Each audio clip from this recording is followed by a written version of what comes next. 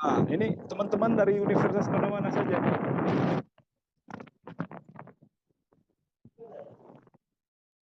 Ada dari Bang. Ada yang dari UBK, Bang. Ada yang kuliah di Bali.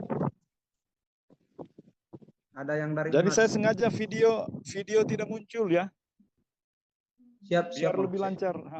Jadi temanya tentang pilkada ya, Yarno.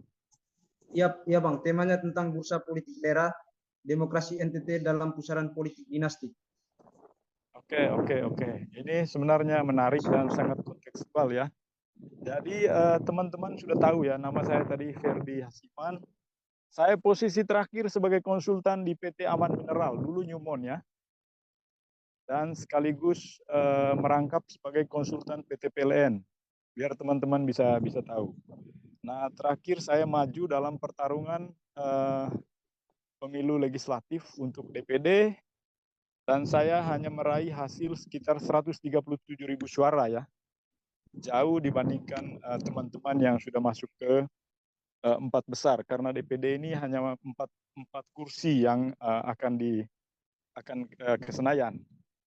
Nah, sekarang berdasarkan rekapitulasi suara di KPU, saya mendapat suara lumayan besar di Kabupaten Manggarai Timur di angka 51.000 ya teman-teman.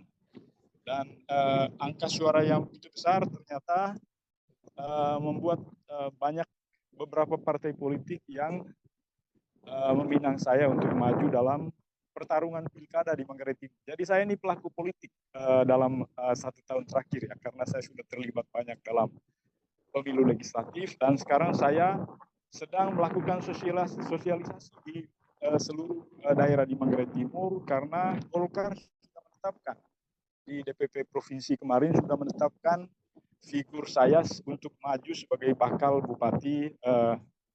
calon Bupati Manggarai Timur ya, untuk periode 2024 nanti. Nah, ini teman-teman, ini menarik isunya ya. Jadi memang pertarungan pileg ini menurut saya memang politik gagasan ini penting, tetapi yang menjadi kerumitan saya adalah, ini kita sharing pengalaman saja ya. Halo. Oh iya Pak, silakan Pak. Kami siap. Jadi pengalaman saya maju DPD ini, topografi NTT ini sulit untuk kita lewati ya, dan dengan pemilu yang masa kampanye hanya 3-4 bulan ya, sangat sulit untuk bisa menjangkau semua daerah. Akibatnya saya tidak melihat ya begitu masifnya politik uang di daerah, tetapi yang paling penting untuk teman-teman calon DPR RI dengan DPD memang harus bersentuhan langsung dan harus keluar masuk kampungnya dengan supaya bisa bertemu dengan masyarakat. Yang jadi soal adalah caleg-caleg baru yang baru muncul di panggung politik seperti kami ini harus lebih gencar untuk melakukan sosialisasi di setiap desa, di setiap kampung. Tapi persoalannya adalah waktu masa kampanye yang sangat minim. Jujur kalau saya bisa keluar masuk di setiap desa dan kampung di Manggarai Timur atau Manggarai Raya, pasti saya akan mendapat suara yang lumayan bagus lah. Tetapi di mana tempat-tempat yang saya tidak masuk, itu suaranya jeblok. Jadi ini fakta ya. Ini fakta. Ini sangat ini saya mau menggugah teman-teman yang mau masuk ke panggung politik, teman-teman muda, jangan pernah menganggap bahwa politik uang itu membuat kita sulit untuk masuk dalam panggung politik. Yang paling penting adalah masyarakat di Flores, di NTT itu lebih melek politik, apalagi dengan DPD dengan DPR RI ya. Sejauh yang saya lihat bahwa sosialisasi tentang kemampuan dan kapasitas atau tugas dan fungsi DPR RI dengan DPD sampai ke bawah itu sangat lemah. Akibatnya ya yang terjadi adalah pasti money politik. Jadi saya menyaksikan dengan mata telanjang ya bagaimana vote buying itu terjadi di seluruh wilayah di NTT. Vote buying itu membeli suara dalam politik, dan ini menurut saya harus menjadi sebuah studi tersendiri ya. Karena vote buying itu sangat masif, terutama untuk teman-teman yang maju dalam calon DPRD kabupaten. Ini karena tingkat emosionalnya sangat tinggi, jadi vote buying di tingkat bawah itu tidak terhindari. Jadi vote buying itu cara untuk membeli suara ya, itu sangat masif ya, terjadi di seluruh wilayah di Nusa Tenggara Timur. Sementara untuk teman-teman calon DPR RI dengan DPD, memang saya melihat bahwa memang politik petronase itu sangat tinggi ya. Jadi kita ini masuk ke dalam panggung politik dengan akses yang tidak asimetris begitu loh, asimetris dalam politik, akses yang tidak sejajar. Jadi orang-orang yang baru masuk ke dalam panggung politik dibandingkan incumbent itu sudah berbanding 5 langkah di depan orang-orang baru. Jadi ini yang menjadi kesulitan tersendiri bagi para petarung-petarung baru yang masuk ke panggung politik ya. Apalagi saya melihat bahwa teman-teman yang maju DPD dengan DPR RI ini sosialisasi ke bawahnya sangat lemah. Bahkan mereka hanya misalnya berkunjung dengan kepala desa, lalu teman-teman kepala sekolah. Itu menurut saya ini ya, yang membuat sosialisasi dan kesadaran akar rumput itu belum tersentuh. Saya jujur, saya ini mendapat suara yang begitu masif di Manggarai Raya itu hasil perjalanan saya dari kampung ke kampung. Dan saya sadar bahwa ketika dijelaskan secara bagus, rapi, dan masuk akal ke masyarakat, ya orang-orang masyarakat kita itu sangat tersentuh dengan pikiran dan gagasan kita. Kita misalnya harus bisa menjelaskan tupoksi, tugas dari DPR RI itu apa, tugas dari DPD itu apa. Nah, itu yang tidak tersentuh sampai masyarakat bawah ya. Dan selama ini ya politikus-politikus kita yang sudah incumbent ya, dia hanya tinggal mengirim tim dan segala macam sudah selesai dalam 1-2 hari. Dan ini menurut saya fenomena yang menarik ya. Fenomena yang kedua yang saya lihat memang maraknya politik dinasti ya. Saya tidak beranggapan bahwa itu politik dinasti karena memang kan kita melihat bahwa teman-teman yang maju nih ada yang orang tuanya, bapaknya DPR RI, lalu anaknya maju juga sebagai calon DPR RI dengan DPR kabupaten. Lalu ada yang bapaknya maju DPR RI, lalu anaknya maju DPD. Ini kan membuat gelanggang pertarungan kita menjadi asimetris, tidak sejajar. Ini yang menurut saya yang membuat orang-orang baru, orang-orang yang tidak punya modal finansial, orang-orang yang hanya berbekal gagasan itu agak sulit untuk bisa bertarung di tingkat bawah. Tetapi saya bersyukur bahwa orang-orang di Manggarai ya, mereka itu tidak memilih saya karena faktor finansial, tetapi karena kekuatan gagasan bagaimana bisa membangun kesadaran tentang politik, bagaimana pentingnya DPD dengan DPR RI untuk membangun ekonomi, membangun pembangunan politik dengan demokrasi di Manggarai Raya misalnya ya. Jadi orang-orang yang saya temukan bahkan ketika saya masuk ke dalam panggung politik di tingkat daerah ini, banyak sekali masyarakat yang sudah sadar, oh ternyata tugas DPD ini penting, tugas DPR RI ini penting. Misalnya harus bisa dan sanggup untuk menjelaskan misalnya bahwa keuangan daerah ini banyak yang terpusat di Jakarta begitu loh. Jadi karena banyak yang terpusat di Jakarta, mestinya fokus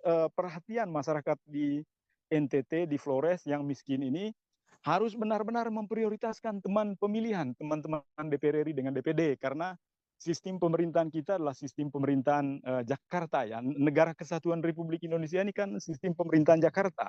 Seluruh anggaran fiskal kita itu semua dari Jakarta dan itu harus dijelaskan secara masuk akal kepada akar rumput. Akibatnya selama ini ketika tidak dijelaskan ya masyarakat menganggap bahwa DPD dengan DPR itu tidak penting. Padahal itu penting sekali dalam panggung politik nasional, apalagi dalam konteks negara kesatuan ya. Indonesia ini negara kesatuan, kalau di Amerika negara federal ya. Kalau negara federal tentu DPD akan menjadi lebih besar dan dia akan berubah nama menjadi senator. Nah, Indonesia dalam konteks negara kesatuan ini harus bisa menjelaskan secara masuk akal apa tugas dan fungsi anggota DPR RI dengan DPD. Nah, teman-teman, saya melihat, saya jalan ya dari ujung ke ujung di Manggarai Raya ini, saya menemukan banyak problem dan masalah fakta-fakta yang tentu harus diselesaikan di level nasional dan ini tidak bisa diselesaikan di tingkat kabupaten, di provinsi, tetapi ini harus diselesaikan di tingkat nasional. Misalnya APBD kabupaten kota di Flores itu hanya sebesar 1,3 triliun, Manggarai Tengah misalnya, Manggarai Timur 1,1 triliun 74 juta, Manggarai Barat sekitar 1,3 triliun, lalu beberapa kabupaten yang lain ya, dan alokasi anggaran APBD yang sangat rendah itu berdampak pada pembangunan daerah ya teman-teman. Misalnya untuk pembangunan infrastruktur di Manggarai Timur, APBD-nya hanya 184 miliar. Dan itu tidak bisa menjangkau sampai ke LR Selatan, itu yang topografinya sulit dan berbukit ya. Ini teman-teman yang harus menjadi keresahan kita bersama. Dan menurut saya ini wajib untuk teman-teman yang mau bertarung dalam pileg itu turun ke bawah untuk menjelaskan hal-hal seperti ini ke masyarakat akar rumput. Tetapi kalau kita gagal untuk menjelaskan, yang terjadi adalah politik vote buying. Jadi vote buying, saya beri istilah sebagai vote buying, membeli suara ya. Atau mungkin orang-orang yang duduk sebagai anggota DPR incumbent sekarang itu sangat mudah karena mereka memiliki reses misalnya. Itu kan sesuatu yang tidak sejajar dalam panggung demokrasi kita. Dan teman-teman semua, ini menurut saya pekerjaan yang sangat berat untuk kita ya. Kalau kita mau memberantas dinasti politik, tentu kita harus bahu-membahu membantu teman-teman yang punya kesadaran politik tinggi untuk bisa tampil ke panggung politik. Yang menjadi soal begini loh, teman-teman Jakarta ini kadang mau mengubah situasi demokrasi lokal, tetapi mereka tidak mau berpartisipasi untuk bisa membantu teman-teman untuk melakukan sosialisasi dengan gencar ya. Jadi kadang teman-teman seperti saya ini harus berjibaku sendiri di bawah. Padahal ini kan bentuk partisipasi dengan teman-teman misalnya diaspora di Jakarta, di Jogja, untuk paling kurang membantu teman-teman caleg untuk melakukan sosialisasi misalnya melalui media sosial, lalu berkampanye bagaimana track record orang-orang seperti saya misalnya, itu menurut saya harus menjadi teman-teman tanggung jawab teman-teman diaspora. Kalau ini tidak terjadi ya jujur tentu yang disebut sama teman-teman sebagai panggung politik para anak-anak pejabat, ya saya boleh katakan anak-anak pejabat lah, orang-orang elit lah, itu masih mendominasi dalam panggung politik di NTT. Yang terjadi NTT itu hanya milik orang-orang kuat, orang-orang kuat secara finansial, orang-orang kuat secara politik ya. Yang secara politik kuat itu dia yang memiliki tim sampai di desa dan RT RW ya. Itu menurut saya orang kuat karena mereka memiliki modal finansial yang cukup. Jadi kalau kita tidak punya modal finansial yang cukup, tentu kita harus memiliki kekuatan pikiran dan gagasan ya. Dan saya masih percaya bahwa kekuatan pikiran, kekuatan gagasan itu sangat membantu untuk melakukan memblokir politik uang dan dinasti politik. Yang jadi soal adalah kalau pengalaman saya waktu kampanye yang terlalu RRI sehingga tidak bisa menjangkau daerah-daerah yang topografinya sangat sulit, seperti di Manggarai Timur ada Lampalera Utara, ada LR Selatan, itu sulit, itu daerah yang agak sulit. Saya melihat langsung ya bagaimana Manggarai Raya misalnya kepingan fakir untuk dibangun jika kita mengandalkan kemampuan keuangan daerah yang sekarang ini sangat besar pada teman-teman dengan DPD yang terpilih untuk bisa membangun kekuatan politik pusat. Artinya begini, teman-teman yang ada di sini, mari kita mengajak teman-teman DPR yang terpilih dengan DPD untuk menjadikan mereka sebagai alat politik perjuangan kita untuk bisa membangun NTT. Itu yang paling penting. Jadi kalau misalnya dinasti politik ini hanya sebatas wacana ya, ini menurut saya ini wacana. Teorinya saya belajar ilmu politik, saya benar dinasti politik, tetapi menurut saya ya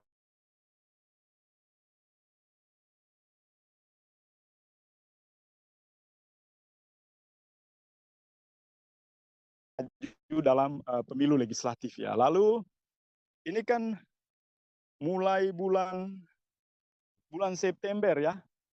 Mulai bulan September itu akan lakukan kampanye untuk pemenangan pilkada ya. Proses pilkada itu akan berlangsung mulai bulan April tahapannya, dan itu akan pilkadanya akan berlangsung pada bulan November, 27 November. Nah, menurut saya ini juga momentum bagi teman-teman diaspora untuk mulai berbenah ya. Jadi mari kita membangun proses politik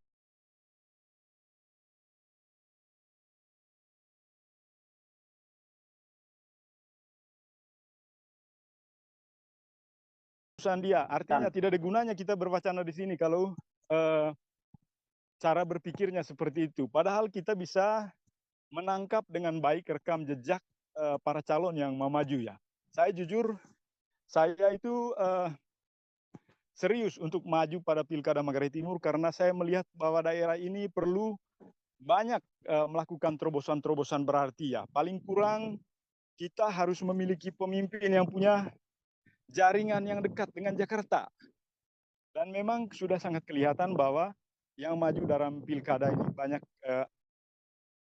beberapa yang dalam tema yang disodorkan oleh teman-teman sebagai politik dinasti. Tapi saya tidak menganggap itu sebagai sebuah tantangan berarti, karena yang paling penting adalah bagaimana kita melakukan sosialisasi kepada akar rumput ya, kepada masyarakat supaya bisa memblokir politik uang, vote buying, lalu bisa memblokir dinasti politik. Itu paling penting. Ini